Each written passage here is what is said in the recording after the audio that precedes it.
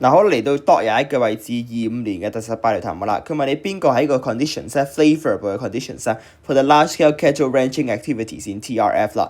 咁你要知道咧就係第一個啦 ，hot and wet throughout the year。嗱 hot and wet throughout the year 咧，我覺得呢個選項都幾深嘅，因為咧你要參考就係2021年嘅 essay，OK？佢當年咧就問緊你 accounts for the complexity of the TRF，OK？咁留意咧就係 complexity 嘅呢一個 terms 啊。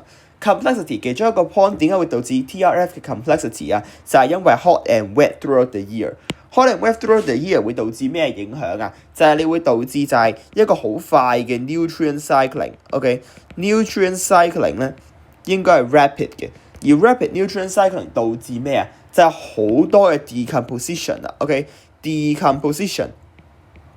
OK，from litter to soil。咁同埋咧就會有好多嘅 uptake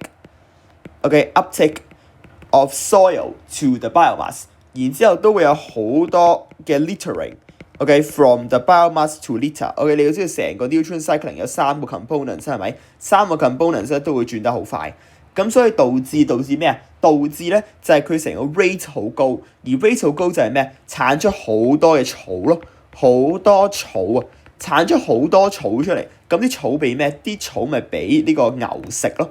咁所以變相呢個草嘅資源好豐富，而去導致 cattle ranching 咧亦都係好快，所以1號係啱嘅。但係呢一個咧相對而言啦，我覺得係比較難諗，都比較間接嘅。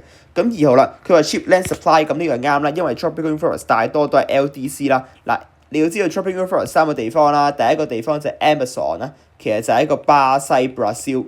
第二個地方咧就係叫做呢個嘅 Congo 啦 ，OK， 咁其實佢就係一個Africa 啦 ，OK， 咁亦都係 LDC 啦。最後咧就 Southeast Asia 啦，咩印尼啊 ，OK， 特別最多就係 Indonesia 啦，亦都係一個 LDC 嚟嘅。咁所以你見全部都係 LDC 咧 ，cheap land supply 一定有嘅。咁同埋咧就係呢笪地一定要夠大咧，先可以俾牛啊，有好多牛去 occupy 啲位置，咁所以地大都係有好處嘅。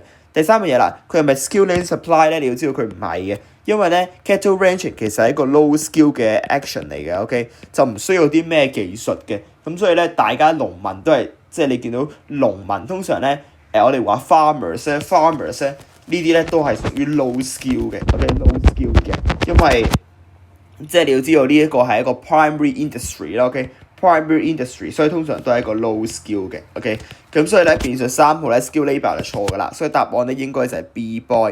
咁咧，但係雖然你1號比較複雜啦，但係你諗唔到咧，應該都會揀得啱，因為2號咧就只有呢一個嘅啫，2號啱，3號錯咧就只有得翻 B boy 可以揀嘅啫，就係咁多，答案係 B boy。